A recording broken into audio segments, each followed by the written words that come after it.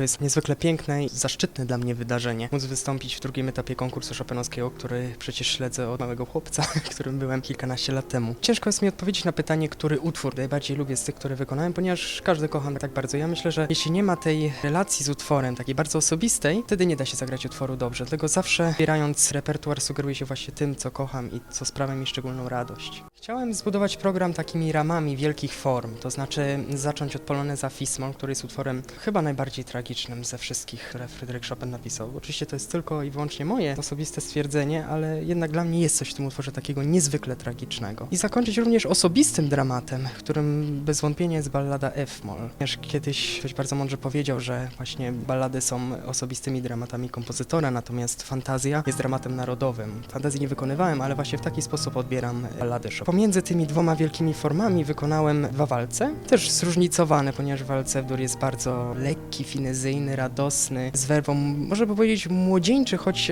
jest on jednak z opusu 34, czyli nie tak znowu młodzieńczy. Następnie wykonałem późnego walca As-dur, a na sam koniec rondo a la Mazur, utwór, który odkryłem stosunkowo późno, myślę, że jakieś 3-4 lata temu. Jednak jest on dla mnie w jakimś sensie niezwykły i ciężko mi jest powiedzieć dlaczego, ale jest coś w tym utworze, który bardzo kocham. Dałem wyniki pierwszego etapu w domu akurat z rodziną. Byłem niezwykle wzruszony, że mogę wystąpić po raz drugi na tej pięknej sali dla tak znakomitej publiki.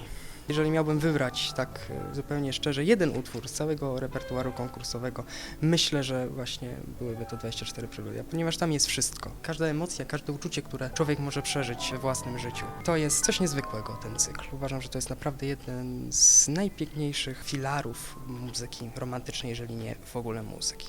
Ja zawsze uważałem, że też praca poza instrumentem jest bardzo ważna i ja osobiście również bardzo lubię wyjść na spacer myśląc o utworze. To mi bardzo pomaga zbudować własną interpretację, kiedy nie mam jakichś barier ściśle pianistycznych, tylko mogę ściśle w głowie przedstawić sobie interpretację, którą chcę wykonać.